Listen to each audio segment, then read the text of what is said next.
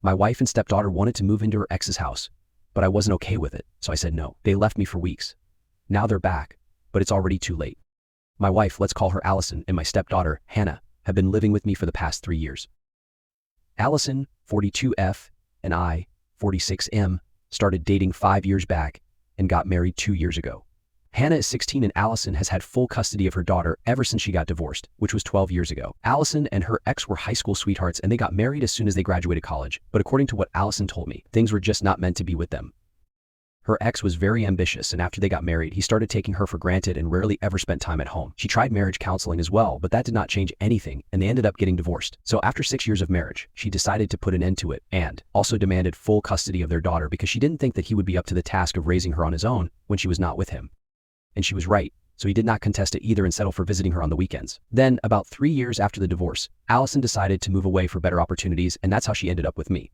She got a job here where I'm from, and it is just a 6-hour drive away from her hometown. So she can visit her parents whenever she wants to, and her ex can come see their daughter on the weekends too.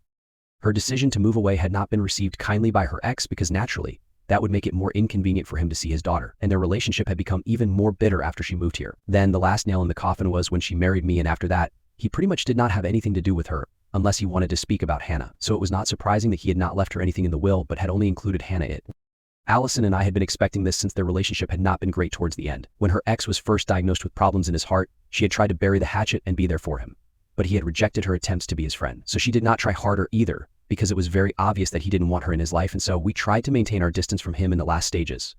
But after we received the news that he had left the house to Hannah, she and Allison started celebrating, which didn't really make sense to me because we already had a place to live, and that was my home here. The house that her ex had left was all the way back in their hometown, and they were talking about moving into the house, which was not something that I was comfortable with, and made it known to them, which is what started this entire fight. The day that they found out from the lawyer that Hannah was going to get ownership of the house when she turned 18, she and her mother immediately started planning their future and talking about what they were going to do with the house and how they were going to renovate everything. They had received a bunch of pictures from the lawyer, and I could see that it was a lot bigger than the house that we were currently living in. But this house is mine and my entire life was based here. So before they could let their imaginations run away, I decided to burst their bubble, and I told them that I was not comfortable with the idea of moving to this new house and leaving everything behind. That surprised them a little. I don't know why, because they should have seen this coming. Allison tried to convince me to sell the house and move with them to their hometown because for the past couple of years, she had been living here and she really missed her family and her old friends. She had spent so many years with me. It was my own to make some sacrifices for her and move with them. I thought that it was kind of unfair for her to make that comparison because when she moved here, she didn't even know that she was going to meet me. She had moved here for herself, not for me, and I brought that up with her, but she just got ticked off at me. She and Hannah had pretty much made up their minds that they wanted to move, and since they had already come to a decision, they didn't want to hear me out but just wanted to convince me to move with them. We argued back and forth for a couple of days, but eventually, they just told me that they were going to go check out the house and live there for a couple of days to test everything. And if I wanted to come, then I was welcome to do so. But if I didn't, then they would also not wait for me. After saying that, they left, and it was really hurtful for me because I felt like they had abandoned me just because I did not want to move into that house. If I'm being honest, one of the major reasons that I was not comfortable with moving there was because that house used to be Allison and her ex-husband's old house when they used to live together. Apparently, he had repurchased it a couple of years ago when he had the money, and even though he hadn't lived in it, he owned it, and it was probably for sentimental reasons. I would feel like an intruder if I lived there, and most importantly, all my family and my friends lived here, and I did not want to leave them behind. My business was also based here, so it would be quite a hassle for me to leave everything behind. Anyway, a few days after they were told about the house, Allison and Hannah packed some of their things and took off without me when I told them that I was not interested in seeing the house.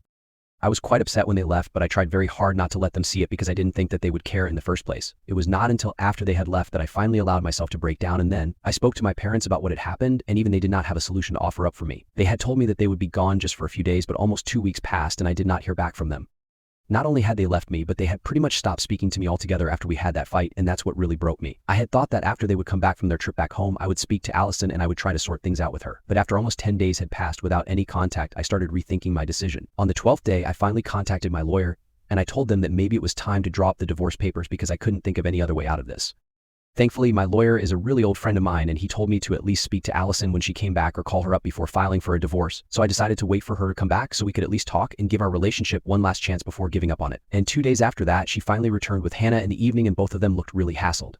I let them in and allowed them to talk to me, hoping that maybe they were here to apologize to me for everything that happened, but instead, she just told me that they had decided to put the idea of moving into that house on hold for now because there was a lot of work to be done, that the pictures the lawyer had shown them had definitely been from a really long time ago, because when they saw the house in person, it was nothing like that. For a good few minutes, they continued to talk about the house and nothing else, and the longer they spoke about themselves, the worse I felt because like a fool, I had let them in expecting an apology, or at least I had expected them to acknowledge that they had screwed up.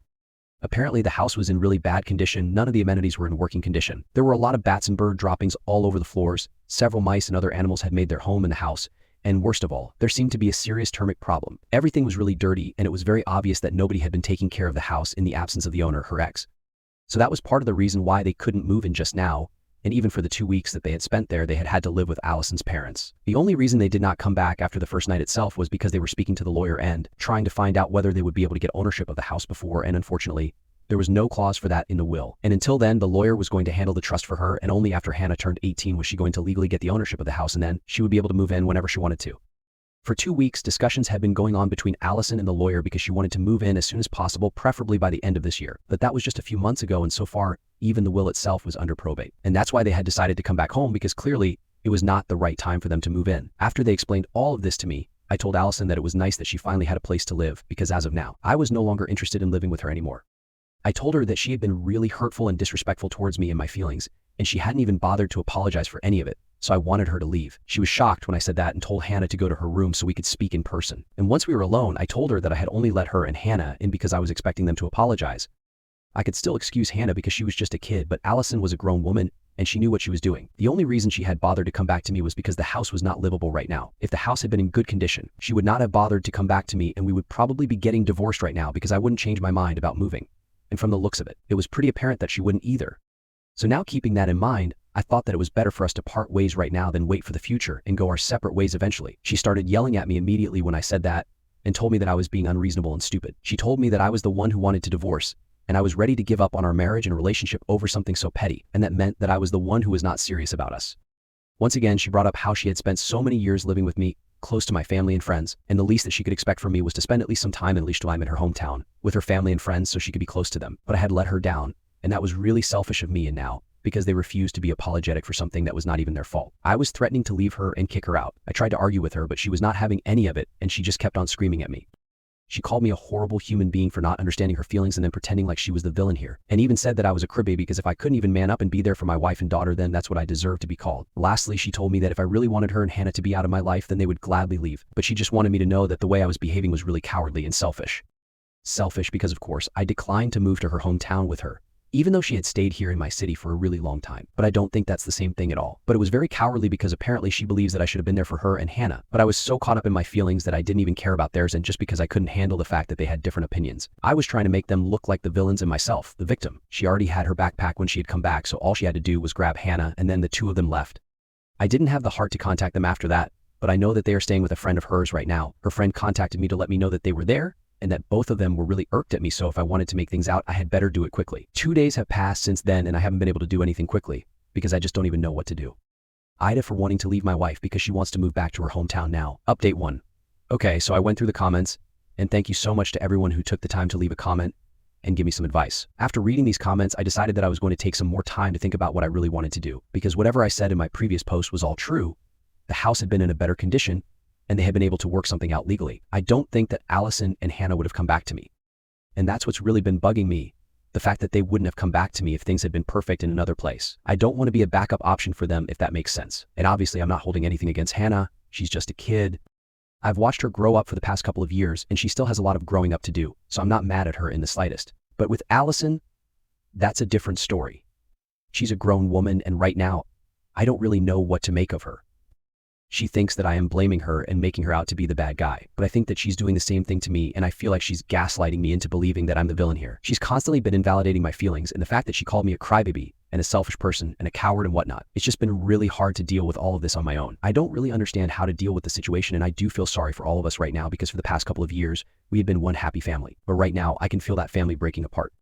It's not like I wanted it to happen, but it's not like I have a choice in this either. She disrespected me, and if she comes back and genuinely apologizes to me for everything, I'm ready to make it work. I really love her and I genuinely care for her, and I do anything to bring this relationship back on track again. But she has to take the initiative and at least try to let me know that she still cares as well. From the looks of it, it doesn't really feel like that. Just like what happened when she had left initially, she hasn't contacted me at all and is pretending like I don't even exist. The last message that I have from her is from over 2 weeks ago, before any of this even started, and after that, neither she nor Hannah has spoken to me. So I don't know what to do anymore. I want to make it work, but she has to want the same as well. Until then, we're just going to be stuck here. Update 2. So it's been a week since my last update, and this afternoon, Allison and Hannah came back again. Once again, I was foolish enough to expect that they were probably here to make things right with me. But when I opened the door, Allison told me that they were only here to pack the remaining things that they had left here. They had even brought along a pickup truck and a friend to help them back, so I knew that they were serious. I was really upset because I just kept waiting for Allison to talk to me, to at least give me a sign that maybe things were not as bad as we thought, and we could still fix our marriage. But instead, she was ready to give up so easily, and so I decided to speak to her in private, and I told her that I was really disappointed by the way she was dealing with things. We had spent quite a few years together, and I thought that we were stronger than this, and I couldn't understand her behavior. But she just sounded very resigned when she spoke to me, and she told me that she was sick of fighting with me as well. And it was not like it brought her any joy to be leaving me like this, but she also believed that I owed her an apology. And I knew that if I tried to argue with her on that, we would get stuck in the loop again and end up talking in circles, because she believed that I owed her an apology for not being there for her, and I believed the same thing but for her. So instead of going down that road again, I told her that whatever had happened was done now, and the only thing that we could do was at least try to move on. But we owed it to each other to give our relationship another chance, and a real fighting chance at that. I thought that she was going to agree, but instead she told me that she was very disappointed that things had turned out to be like this. But after everything that happened, she didn't think that giving our relationship a chance would work out, because ultimately she wanted to move back to her hometown and be with her family and friends. She was sick of living here, and in a couple of months she was planning on moving back. So it wasn't just about the house, she actually planned on going back, and the house has just been a catalyst for her decision. I'll have to admit, that caught me off guard because I had really assumed that it was going to be about the house and not about wanting to move back. I couldn't promise her anything either because I didn't know if I was ready to move to her hometown with her, and I didn't know if I would ever be ready for it. So when she told me that this was a she hadn't bothered to reach out to me in the past couple of weeks because staying with her parents for those 2 weeks ahead made her feel like she had missing out on a lot of time with them and she wanted to. She knew that I wouldn't want to move back with her. She had fought with me, she had ended up trying to hate me, but she couldn't bring herself to do that because she knew that even I had a point. If I'm being honest, I honestly just believed that she wanted to move back because of the house and it was just a phase, but hearing her confess that she actually wanted to move back because she wanted to be close to everything that made me feel like maybe I misunderstood her and it was not just a spur of the moment impulsive decision. I honestly believed that we would end up fighting again, but when she spoke to me about it, I really tried to understand where she was coming from because I was sick of fighting with her as well and I didn't think there was any point in arguing with her again and again. That was just going to hurt both of us. She even asked me if I would be willing to consider moving back with her. And I told her that I would need some time to think about it because so far I had been under the impression that maybe this was something that I could talk her out of doing, but obviously that was not the case. When I said that, she told me that she understood and that I was free to take all the time that I needed, but eventually we would have to decide what we wanted to do. Then she returned to packing and all I could do was just sit quietly and try to process what was going on. Even when she was leaving, she told me that I still had time to think about what I wanted, but she was not going to change her mind, and if I couldn't deal with it, she would be fine with that as well. It was a lot today. And I found myself wishing that I hadn't opened the door to let them in because otherwise I wouldn't have found out about any of this. And I think being angry at her was much easier than trying to understand and cope with this situation. But anyway, now that I know what's going on for sure, I have to think about what I want and I have to think about what my priorities are. It's been messing with my head, but I know that I'll have to come to a decision eventually and it's going to be hard. No matter what I decide, I'll be the one having to make some sacrifices, and regardless of what I sacrifice, it's still going to hurt me. So needless to say, I'm in a very complicated situation right now and my position is not easy since I have all of my family, my friends, and even my work here. I know that I'm rambling, but I honestly don't know what to make of this situation anymore. Update 3. So after thinking about everything for 3 weeks, I finally reached out to Allison and told her that I would not be moving back to her hometown with her. It was not an easy decision for me by any means, but I had to do what was best for me. And like I said, in my last update, all my friends, all my family, and even my work are here and I can't sacrifice everything. Even if I tried to come back every weekend here, I still couldn't think of a way I could make it work with my business. And I have dedicated quite a bit of my life to building this business from the ground up. I have a lot of employees who are relying on me, so I can't just hand it over to somebody else. I can't sell it to somebody and just move. So with a heavy heart, I had to decide against staying married to Allison because she deserves the freedom to live her life the way she wants to, and so do I when I told her about my session. After 3 weeks of no contact, she seemed disappointed but did not fight with me. She told me that she understood and that she wished me all the best for the future, but she hoped that I would forgive her and understand where she was coming from as well. And I really do. It must not have been easy for her to live away from her family for so long, but the only reason she had left her hometown in the first place was because she wanted to make a life for herself away from everything that she knew, away from her comfort zone. She wanted some independence and freedom and she had already got that, but now we were both at an age where we wanted comfort, and it was natural for her to want to return to her comfort zone. We spoke about it and decided that we were going to file for divorce on mutual grounds and end this marriage amicably. But before that, we had to think about what we wanted to arrange for Hannah, because she had apparently been very upset about having to leave me behind. So far, Allison had told her not to contact her because she was not sure about what I wanted, but now she asked me. And I told her that I would love to have partial custody or at least visiting rights because Hannah is somebody that I watched grow up for the past couple of years and I would really like to have her in my life. With Allison, I can't help the situation right now, but I don't want to let go of Hannah as well since I'm quite attached to her and I think of her as my own daughter. I hadn't reached out to her so far, because I didn't think it would be appropriate without speaking to Allison first. But now that both of us are on the same page, we are going to think about what to do, and before that, I'm finally going to meet Hannah after a really long time now. Update 4. So hi, I just came back after meeting Hannah and Allison, and my heart is so full right now. I posted my last update 3 days back, and since then I had just been trying to focus and process the fact that I was going to get a divorce, and Allison was no longer going to be a part of my life. I thought that I had accepted it, but the more that I thought about it, the more I regretted it. I guess speaking to her about it just made it very real, but I couldn't go back on my word, so I had to just suck it up and prepare myself mentally to see her. But the second that I walked into her friend's apartment, where she had been staying, I kind of broke down. And so did she. And I realized that this was the reason that we had been staying away from each other, because we knew that the second we saw each other, we wouldn't be able to hold back, because no matter how much I wanted to resent her, I couldn't, because I still loved her. And I guess so does she, because as soon as I saw each other, we ended up crying and hugging each other because it had been so long since we last met one another. She instantly told me that she had made up her mind that she was going to move back to her hometown to be closer to her friends and family in her old life, but now she wasn't so sure anymore. I was so glad to hear it, because finally we were on the same page and she had been there to take the initiative to say it to me. After a lot of tears and hugging and making up, we decided that we were going to put all our plans on hold and just go for marriage counseling. If there was still a chance that we could sort out our differences and make this marriage work, I wanted to take that chance. I'd actually only gone over to meet Hannah, but I'm glad that I was able to sort things out with Allison as well. She is still staying with her friend, but she will be all packed up and ready to move back tomorrow, and I can't wait for her to come back. Hannah obviously is thrilled that we are not separating and has decided to give our marriage a second chance. But of course, we can't overlook the fact that all of this had stemmed from the fact that Allison had been feeling very distant from her family, and so we have decided that we are going to try and see them every weekend and not once every 2 months. We are not going to make excuses for ourselves, and even though we are really busy with work and stuff, we need to make time for the ones that we love, and that's a lesson that we have had to learn the hard way. Anyway, I'm just really happy that we are going to try and make it work, because I really love her and it's very soothing for me to know that it's the same for her as well. Hopefully counseling is going to make everything better.